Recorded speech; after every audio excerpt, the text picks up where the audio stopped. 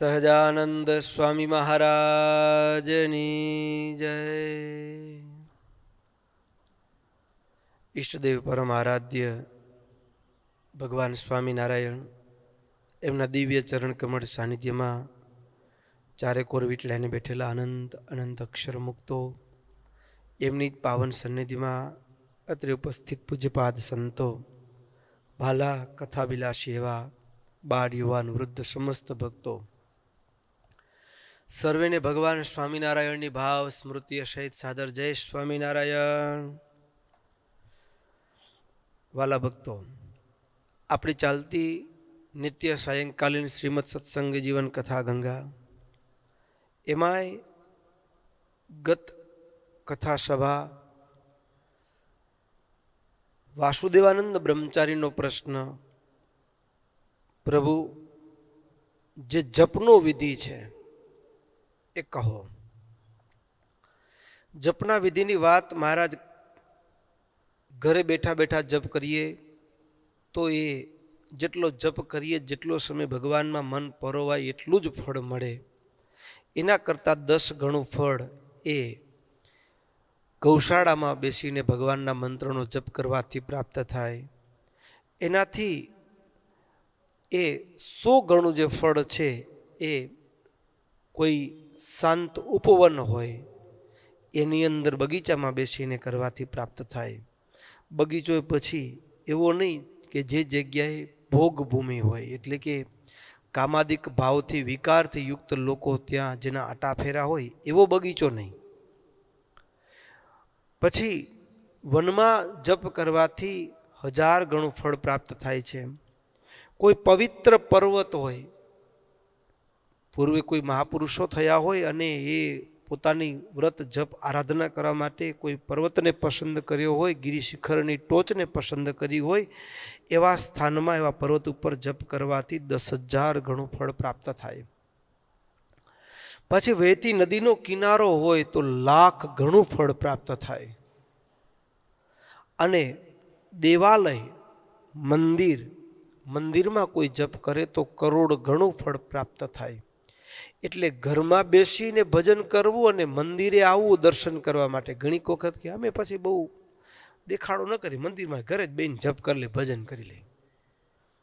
પણ ઘર છે એ ભોગ ભૂમિ છે અને મંદિર છે એ યોગ ભૂમિ છે. સહજમાં એ મારું તમારું મન પરમાત્મામાં સહજ જોડાય તો 1 કરોડ ગણું ફળ કીધું. પણ એના કરતાં પણ એક મજાની વાત કરી મહારાજે કે ભગવાનના સાનિધ્યમાં બેસીને દેવાલયે કોટિ ગુણમ અનંતમ હરિસન્નિધૌ, અનંત ગણું ફળ ભગવાનની સન્મુખ. હવે ભગવાનની સન્મુખ કોને ગણવું? ભગવાનની સન્મુખ કોને ગણવું? તો ઘણીક વખત એવું હોય, ભગવાનની સન્મુખ જપ કરવો એટલે બે અર્થ થાય. એક ભગવાનની સન્મુખ સ્થૂળ દેહથી, એટલે કે ઠાકોરજીના સિંહાસન સન્મુખ ઊભા રહી અને ભગવાન સન્મુખ જપ કરતા હોઈએ છીએ તો એ પણ ભગવાનની સન્મુખ જ કહેવાય. પણ આવી રીતે જપ કરવાનું હોય તો ઘણીક વખત દર્શનાર્થીઓ, હવે આ જે હોય એમાં વચ્ચે દર્શનાર્થીઓ આવે તો વિક્ષેપ થાય ઘણીક વખત. અને ઘણીક વખત ઘણા તો એવી રીતે ગોઠવાઈ ગયો કે દર્શનાર્થીઓનું દર્શન ન થાય. વહેલા આવીને ગોઠવાઈ ગયા હોય આગળ, કાં તો કે મારે તો માળાનો નિયમ છે, જપનો નિયમ છે. તો ભગવાન સન્મુખ અનંતમ હરિસન્નિધૌ, એને થોડું અલગ ભાવમાં પણ સમજી શકાય. એટલે શું? તો કે પ્રગટ ભાવ. મારી સન્મુખ ભગવાન બિરાજમાન છે અને ભગવાનને નિરખતા પ્રગટ ભાવની સાથે જે જપ થાય એ અનંત ગણું ફળ આપે છે. મૂર્તિની આગળ કદાચ જપ કરતા હોઈએ પણ જો પ્રગટ ભાવ ન હોય તો ઠાકોરજીના દેવ મંદિરની અંદર પણ ઠાકોરજીના મંદિરમાં ઠાકોરજી સન્મુખ ઉભા રહીને જપ કરતા હોઈએ, પણ એની વચ્ચે ફોન આવ્યો, એની વચ્ચે કોઈ વાતો કરતા નીકળ્યું, બરાબર, તો આપણે પોતે જ બે ધ્યાન થઈ ગયા. બે ધ્યાન થયા એટલું નહીં, પણ અનંત કોટી બ્રહ્માંડનું નિયંતા સન્મુખ બિરાજમાન છે, એની આમાન્ય કેટલી રાખી. ભગવાનને છોડીને જગતના લોકોની સાથે વાત કરવાની શરૂઆત કરી. હા, ક્યાં હતો, શું થયું, કોનામાં વધુ માલ છે, ભગવાનમાં કે જગતમાં? એટલે હરિસન્નિધૌ એનો જે મૂળ ભાવ છે એ ભગવાનની સન્મુખ, એટલે બ્રહ્મ ભાવ.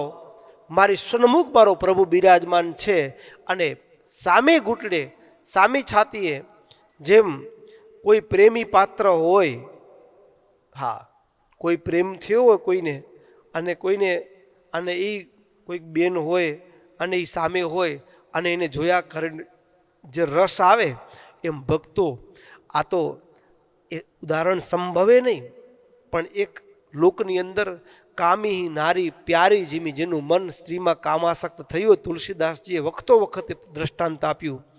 તો જેનું મન સ્ત્રીમાં કામાસક્ત થયું હોય અને એ પુરુષને સ્ત્રી મળે સામે, તો એ કેવો ઘેલો થઈ જાય. એમ ભક્તો એ ભગવાનને નિરખતા મારી સન્મુખ મારો પ્રભુ બિરાજમાન છે ને હયું એ 3.5 કરોડ રૂવાડા ખડા થયા હોય અને ગદગદ ભાવ અહો થતું હોય, અને જેમ યુગો પછી મિલન થયું હોય ને પ્રાપ્તિ થયું ને સામેને રૂવાડે નિરખતા જે ભજન થાય એ હરિસન્નિધૌ. એ જે ભજન એ અનંત ગણું ફળને આપનારું છે. એ ભજન, એ મંત્ર જાપ. પછી એક સ્પષ્ટતા કરી, ભક્તો જ્યારે જપ કરવો છે તો એનામાં પછી એવું નથી કે આ સધવા કરી શકે ને આ વિધવા કરી શકે, બધાને જપ કરવાનો અધિકાર છે. પણ ભક્તો ગુરુ પ્રદત્ત મંત્ર હોય એના માટે શુદ્ધિ અનિવાર્ય છે. ગુરુ પ્રદત્ત મંત્ર હોય એના માટે શુદ્ધિ અનિવાર્ય છે. અને બીજું તો કે ગુરુ પ્રદત્ત મંત્ર હોય એ જપ એટલે કે માળાના રૂપ કરવાનો હોય તો એ અનિવાર્ય છે શુદ્ધિ. પણ આપતકાળની અંદર ઘણીક વખત એવો આપતકાળને સંયોગ આવી ગયો તો શું, તો એમાં કીધું કે એ માનસ સ્નાન કરીને પણ જપ કરવો, પણ જપ વિના વ્યર્થકાળ જવા દેવો નહીં. હવે બીજી વાત, માળા હાથમાં ન હોય, માળા હાથમાં એ શુદ્ધ અવસ્થામાં જ હોવી જોઈએ.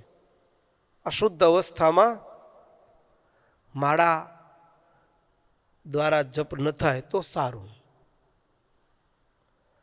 હવે માળા વિના મનથી જે જપ કરવો છે તો એનામાં સ્નાનાદિકનો કોઈ નિયમ નથી. બીજી વાત કે નામ સ્મરણ કરવા માટે જે તો એ ગમે તે અવસ્થામાં શૌચાદિકની ગુરુમંત્ર નહીં, એના માટે પૂર્ણ શુદ્ધિની અવસ્થા આવશ્યક છે. અષ્ટાક્ષર મંત્ર માટે પૂર્ણ શુદ્ધિની આવશ્યકતા જરૂરી છે. પણ નામ મંત્ર છે, પોતાના ઈષ્ટદેવનું નામરૂપી જે મંત્ર છે એ મંત્રનો જપ કરવા માટે ગમે તે અવસ્થામાં ગમે એ જગ્યાએ એના માટે કોઈ નિષેધ નથી. બજારમાંથી ચાલતા જઈએ તો પણ સતત મુખમાંથી એ શબ્દ મંત્રનો રણકાર નીકળવો જોઈએ. હાલતા ચાલતા ખાતા પીતા સર્વ ક્રિયાને વિશે મંત્ર જાપ. એટલે માળા વિના નામ સંકીર્તન કરવામાં દોષ નથી. એ તો એમાં નિયમ પણ નથી કે સ્નાન શુદ્ધિ અવસ્થા અશુદ્ધિ અવસ્થા. તો નામ જપ અવશ્યપણે સર્વકાળે સર્વ ક્રિયામાં અવશ્ય કરવો જોઈએ, અવશ્ય કરવો જોઈએ. અને ભક્તો પેલા હા એક વાત ચોક્કસ છે, મધ્ય આંગળી મધ્ય પર્વ હોય અને મંત્રનો જાપ થતો હોય અને એમાં તુલસીનું કાષ્ટ હોય, ભક્તો આ જ અંગને આ જ શરીરને તુલસીનો સ્પર્શ હોય તો એની અસર ભિન્ન હોય. આ જ અંગને આ જ શરીરના આ જ ભાગને એ ભક્તો ચંદનનો સ્પર્શ હોય, ચંદનના કાષ્ટનો સ્પર્શ હોય તો અસર જુદી હોય. જેમ આપણે ઔષધિ લગાડીએ તો એ જ ઘા ઉપર હોય, ઔષધિમાં ગુણ બદલે એટલે એની અસરમાં પણ ગુણ બદલાય, એમ દરેક કાષ્ટની પણ ભિન્ન ભિન્ન અસર હોય અને એમાં પણ એ ભિન્ન ભિન્ન અસરની સાથે પણ એક મંત્રનો પ્રયોગ છે, એની પણ ભિન્ન ભિન્ન અસરો હોય. તો મધ્ય આંગળી અને મધ્ય પર્વ વિધિપૂર્વક જપ કરો, યદ્યપિ એની ફળ, એનો આનંદ એ ઘણો છે, પણ એના માટે શુદ્ધિ પણ અનિવાર્ય છે. હવે એ શુદ્ધિ વ્યવહારનું કામકાજ કરતા હોઈએ તો બહાર ગયા, બરાબર, બહાર ગયા, હવે સ્થાનની શુદ્ધિ નથી. રસ્તા ઉપરથી જ્યાંથી પસાર થઈએ છીએ ત્યાં તો જે તે દુનિયાના લોકો થૂકે છે, મળમૂત્ર બધું સંભવ છે ત્યાં.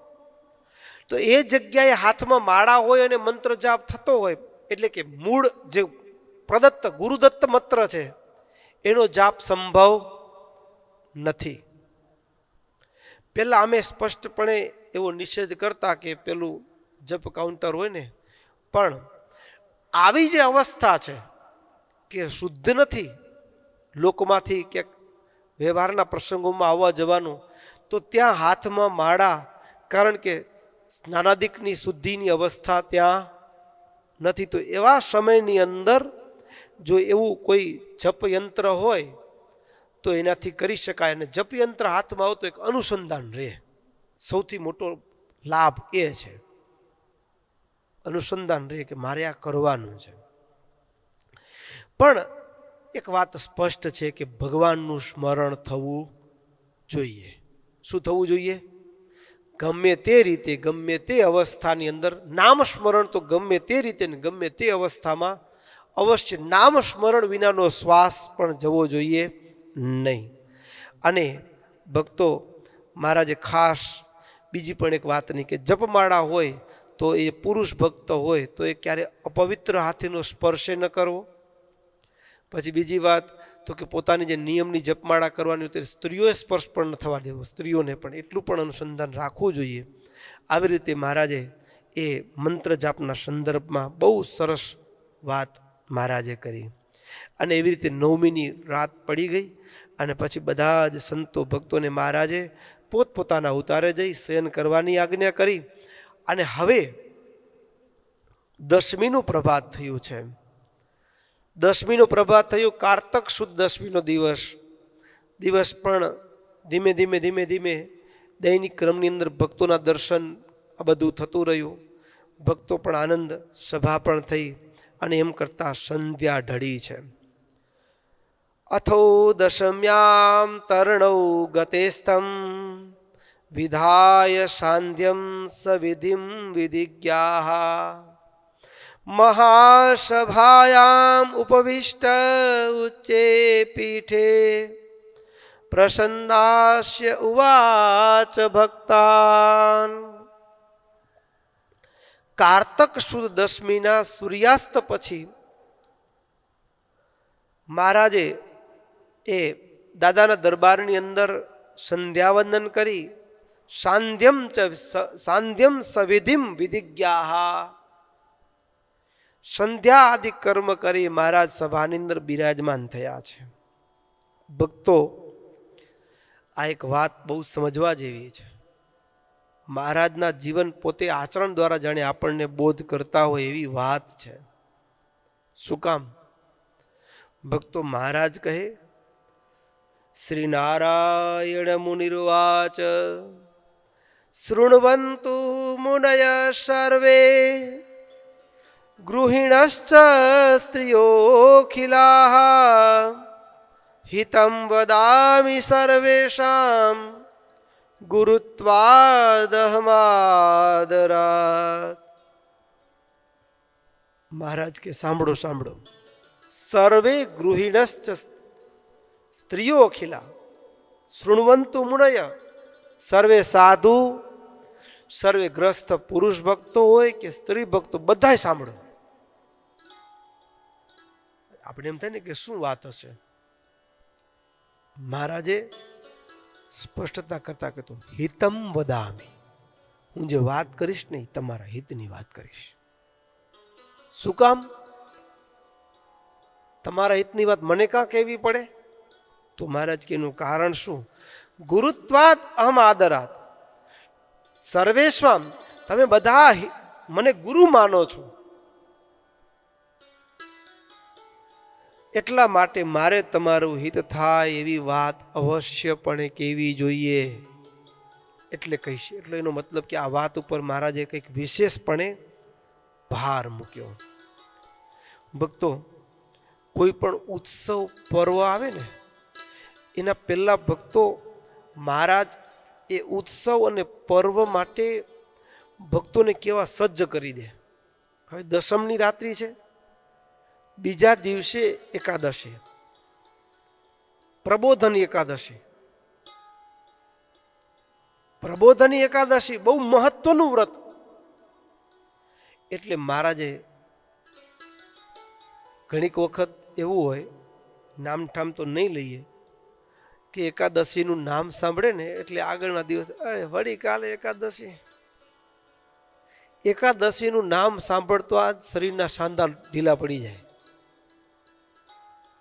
ભક્તો, એકાદશીનું વ્રત, એકાદશીનું વ્રત જે કરવાની વાત મહારાજે કહી છે, આ એકાદશીનું વ્રત મહારાજ એની એકદમ સ્પષ્ટતા કરતા મહિમા કીધો. બીજે દિવસે એકાદશી છે, મહારાજે એવી રીતે મહિમા કીધો ને, માનસિક રીતે. ભક્તો, કોઈ પણ વ્રત કરતા પહેલા શારીરિક અને માનસિક સજ્જતા હોવી જોઈએ. મહારાજ શારીરિક અને માનસિક રીતે સજ્જ કર્યા. અત્યારના સમયમાં એવું છે કે શારીરિક સજ્જ થાય, કેવી રીતે સજ્જ થાય? તો કે આગળના દિવસે બમણું ખાય. કાલે એકાદશી છે, ઉપવાસ કરવો છે, વળી કાંઈ મળશે નહીં ખાવાનું. શારીરિક સજ્જ કેવી રીતે થાય? તો કે બમણું ખાઈને. મહારાજ એને ખાંગો વાળ્યો એવું કીધું વચનામૃતની અંદર. પણ મહારાજે શારીરિક સ્વસ્થ અને માનસિક બંને રીતે પ્રતિબદ્ધ કર્યા દશમના દિવસે. હવે માનસિક જે પ્રતિબદ્ધતા છે, એ માનસિક પ્રતિબદ્ધતા ભક્તો, મન એવ મનુષ્યાણામ કારણમ બંધ મોક્ષયોહો વિષયાસંગી બંધાય રતમ વા પુંસી મુક્તયે. મન એ જ માણસના બંધન અને મુક્તિનું કારણ છે. ભક્તો, જે કદાચ કોઈને વ્યસન હોય ને, વ્યસન, અને એ વ્યસન હોય એ વ્યક્તિને કોઈ એમ કહે કે ભાઈ તમે છોડી દો, તો એ વ્યક્તિ એમ જવાબ આપતા એમ કે બહુ ટ્રાય કર્યો પણ છૂટતું નથી. શું કહેશે? બહુ પ્રયાસ કર્યો પણ છૂટતું નથી. કેટલા વખત સંતોના હાથે પાણી લીધું પણ કાંઈ પાણી અસર નથી કરતું, એવું કયો. પણ એ જ વ્યક્તિ એ ડોક્ટર પાસે, એના મુખમાં ક્યાંક ચાંદુ પડ્યું હોય અને ડોક્ટર પાસે જાય અને ડોક્ટર એમ કહે કે શંકા લાગે છે, રિપોર્ટ કરવા મોકલીએ બાયોપ્સીનો, બીજા દિવસથી તમાકુ છૂટી જાય. તો ડોક્ટરના જે શબ્દ હતા ને, એનાથી મન સજ્જ થઈ ગયું કે હવે મારે છોડવું જ પડશે. હવે જો હું નહીં છોડું, જોકે મૃત્યુના દરવાજે તો ભાઈ પહોંચી જ ગયા છે, પણ હવે એ જે ભય છે, અને ભયથી તત્કાળ માનસિક સજ્જતા આવી ગઈ. જે માનસિક રીતે કટિબદ્ધ થવાનું છે, તત્કાળ તત્પર થઈ ગયું. હવે મારે છોડવું જ પડશે. માથું એનું દુખે લ્યો. એટલે કોઈ પણ ક્રિયા, કોઈ સ્વભાવ, કુટેવ, એને છોડવા માટે સૌથી પહેલા શું જોઈએ? માનસિક તત્પરતા. માનસિક તત્પરતા ન હોય ને તો એની અસર શરીર ઉપર જોવા મળે. અને માનસિક રીતે તત્પર થઈ જાય, સજ્જ થઈ જાય સામનો કરવા માટે, તો શરીરમાં કંઈક અસર આવે તો શરીરની અસરને એ ગણકારતો જ નથી, એનાથી પર વર્તતો હોય. કદાચ ડૉક્ટરે કીધું અને હવે છોડવું જ પડશે એ ભૂમિકામાં આવી ગયા. કદાચ માથું દુખ્યું ને તો પણ નહીં ખાય. શું કામ? પોતાની જાતને જાણે સંવાદ કરશે પોતાની સાથે, ભાઈ માથું દુખે પણ એ 2 દી દુખે પછી પોતે મટી જશે. પોતાની જાત સાથે સંવાદ કરતો થઈ જાય. લ્યો, માથું દુખ્યું નથી દુખતું એવું નથી હો. હા, પેલા દુખતું હતું ને હવે નથી દુખતું એવું નથી, દુખે જ છે. માથું પણ દુખે છે, શરીરમાં કળતર પણ થાય છે નથી ખાવાથી, પણ હવે માનસિક રીતે તત્પર થઈ ગયો છે કે મારે છોડવાનું છે અને છોડીશ તો શરીરમાં આટલી આટલી કદાચ ક્યાંક દેખાશે એની અસર, પણ હવે 1, 2 ને 3 મનથી તત્પર થઈ ગયો ને એટલે શરીરમાં આવનારા અવરોધો એ ગૌણ પડી જાય. એટલે કોઈ વ્યક્તિ એમ કહે કે મારે છૂટતું નથી તો વાસ્તવમાં હું પ્રયાસ કર્યો છે પણ છૂટતું નથી, પ્રયાસ કર્યો છે પણ છૂટતું નથી, એ પણ એક બહાનું છે. એ પણ એની માનસિક તત્પરતા નથી એ બતાવે છે. તો મહારાજે અહીં કને આ તો વ્યસનની વાત થઈ, એવી રીતે ભજન કે વ્રત માટે પણ માનસિક તત્પરતા જોઈએ છે. વ્રત કે ભજન માટે પણ,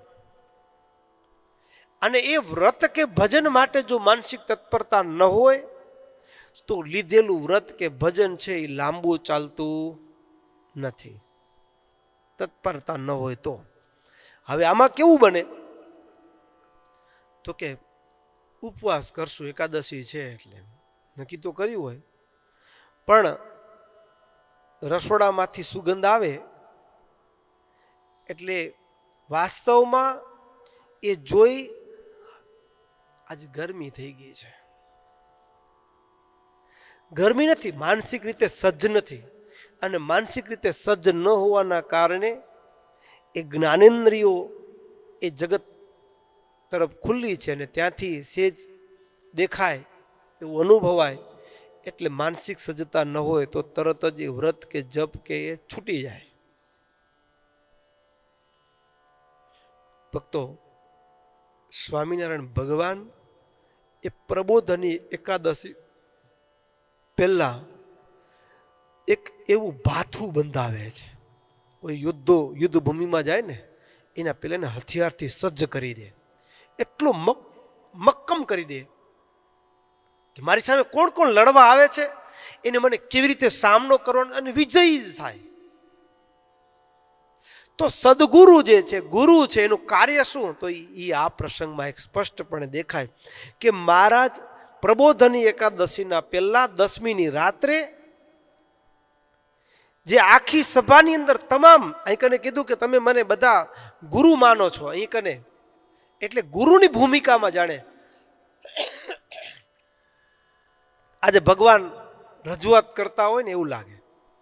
ગુરુની ભૂમિકામાં રહીને મહારાજ હવે માનસિક સજ્જતા, સદગુરુ એ શિષ્યને કેવી રીતે માયાની સામે લડવા માટે કે વ્રત કે ભજન કરવા માટે કેવી રીતે તત્પર કરે એ મહારાજને એક એક શબ્દમાં એ આ અધ્યાયમાં જોવા મળે છે. મહારાજે ભૂમિકા કેવી બાંધી, આમ એક્સ્ટ્રીમ લેવલ ઉપરથી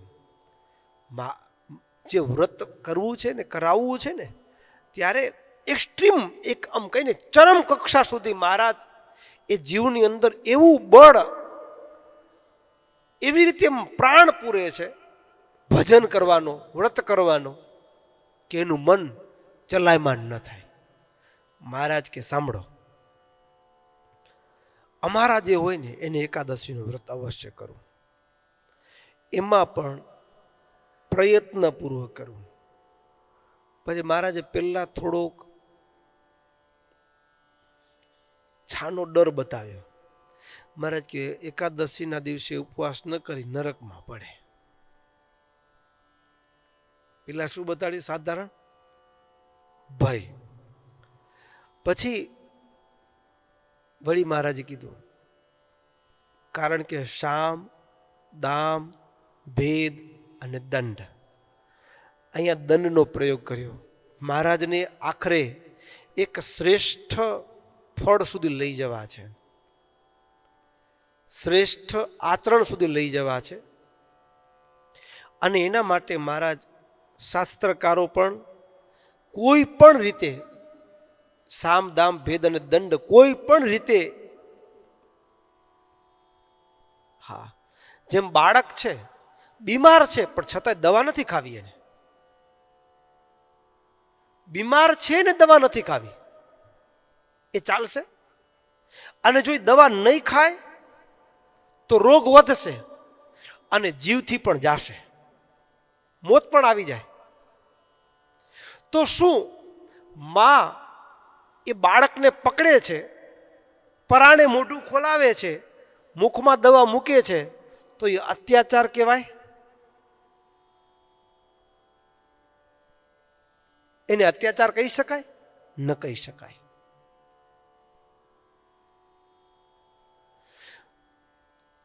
સમજાવે છે, તું ખાઈશ તો સાજો થઈ જઈશ, પણ છતાંય બાળક કોઈ પણ રીતે સમજવા તૈયાર નથી. અને ત્યારે માં એને પકડે છે, ખવડાવે છે. એમાં અત્યાચાર ન કહી શકાય એમ ભક્તો શાસ્ત્રના આ જે શબ્દો છે ને,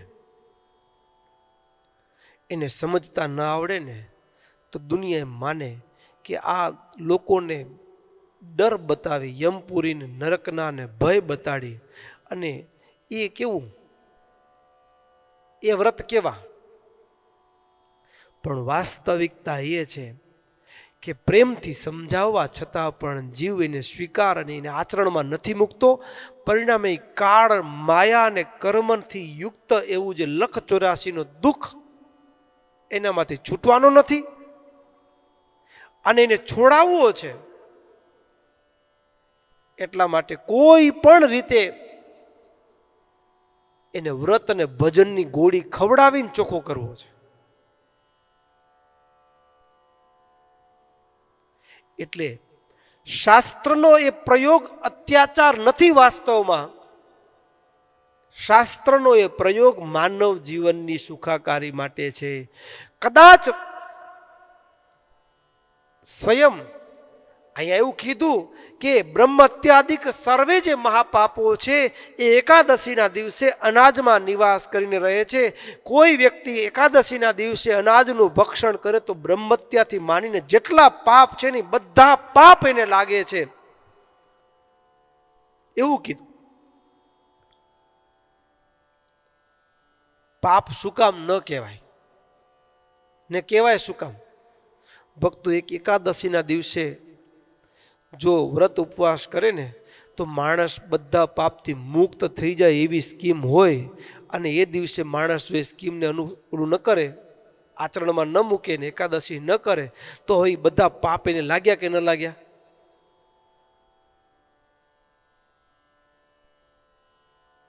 હવે બ્રહ્મત્યા એને કરી નથી, એટલે તો રોટલા શાક દાળ ભાત ખાધું તો એને બ્રહ્મત્યા લાગી એક દિવસમાં?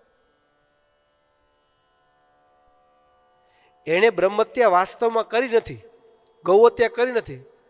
એકાદશીના દિવસે ભૂખ લાગી તો રોટલી શાક જમ્યો છે. તો અહીં તો એવું કીધું કે બ્રહ્મત્યાથી માનીને તમામ પાપો છે એ એને લાગે છે. એણે બ્રહ્મત્યા નથી કરી છતાં પણ લાગે છે, એવું કેમ? તો ભક્તો એક મર્મ છે સમજવા જેવું. મર્મ એ છે કે આપણા ઉપર કરોડોનું કરજ હોય,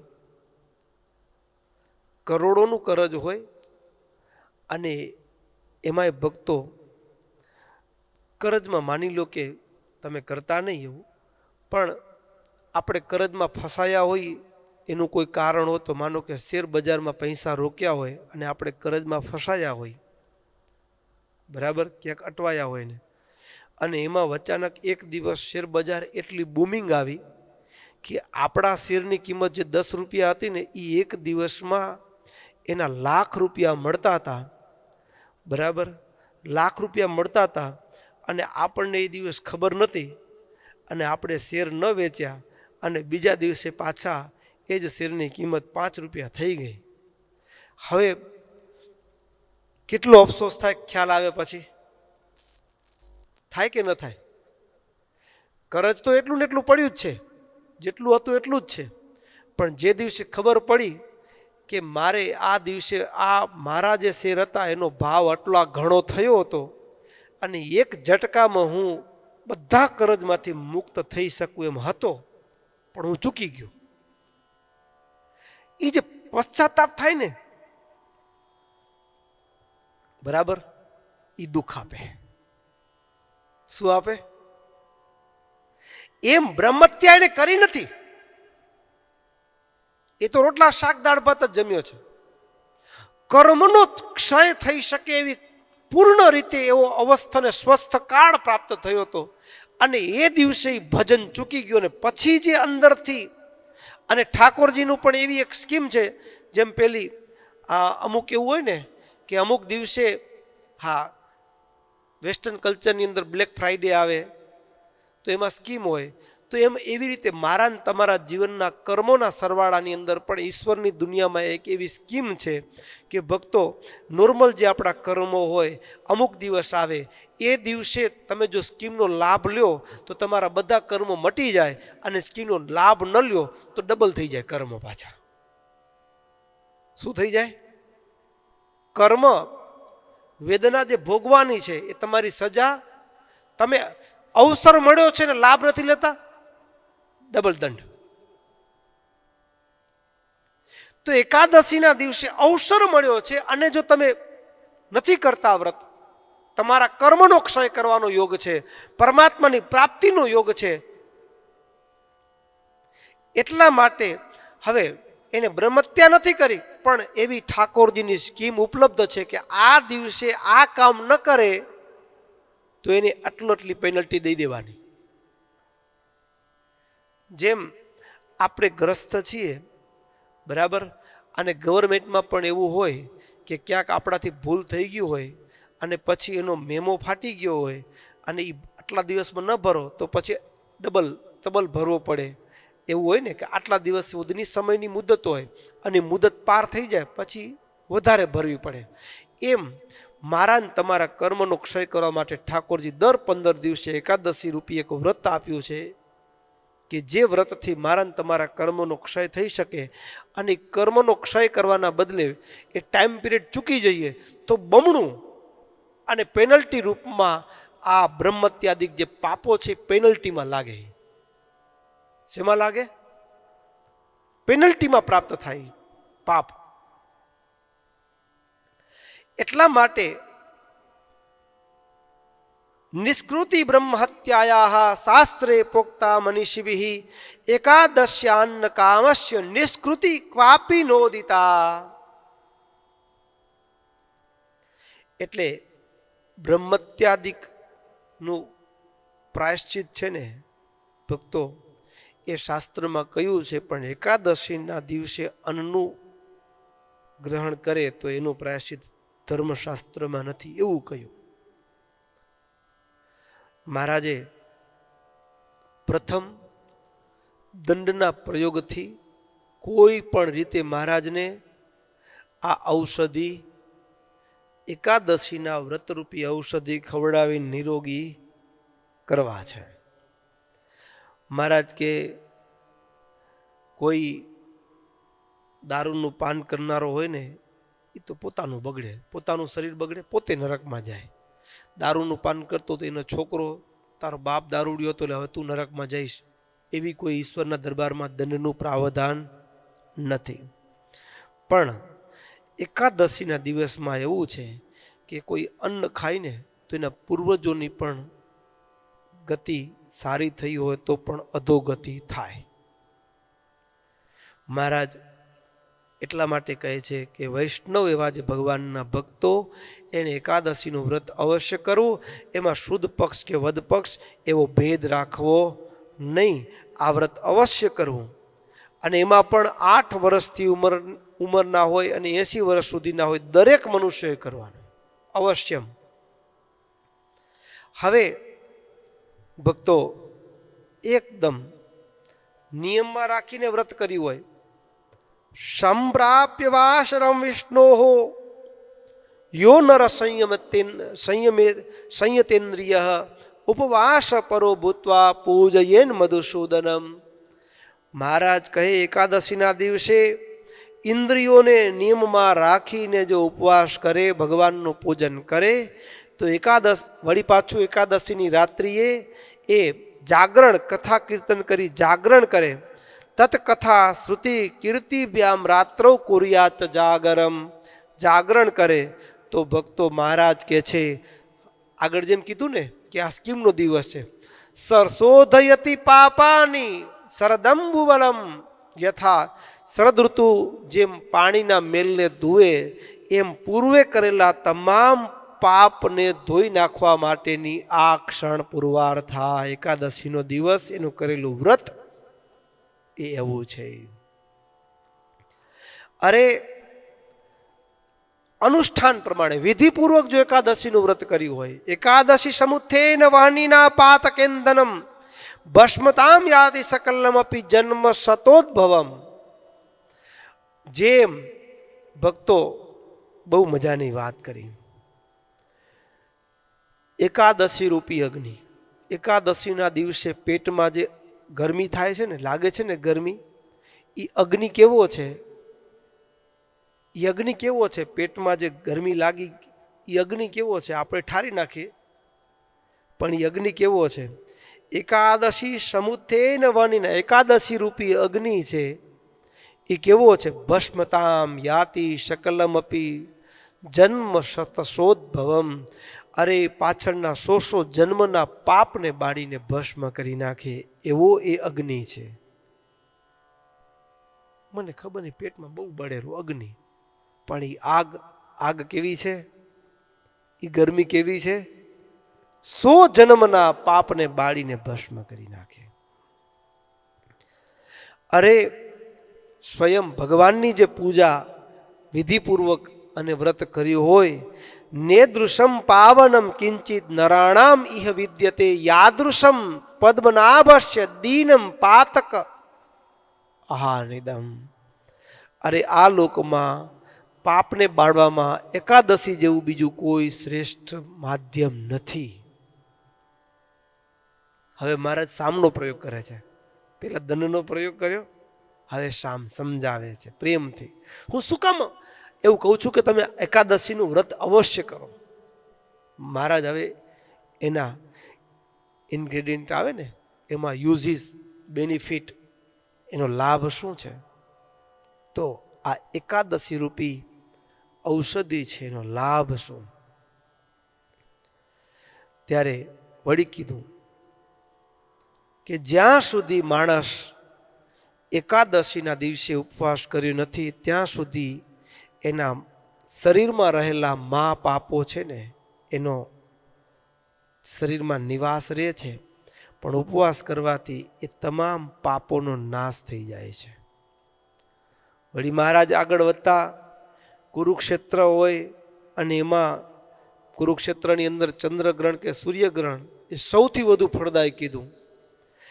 કુરુક્ષેત્રની અંદર સૂર્ય કે ચંદ્રગ્રહણથી જે ફળ પ્રાપ્ત થાય, પછી એમાં પણ કુરુક્ષેત્રમાં સૂર્ય અને ચંદ્રગ્રહણના સંયોગની અંદર કોઈ ગાયનું દાન આપીને જે ફળ પ્રાપ્ત થાય, એટલું ફળ એ કેવળ એકાદશીના ઉપવાસ કરવાથી થાય. આપણે ક્યાં કુરુક્ષેત્રમાં જવાના છીએ?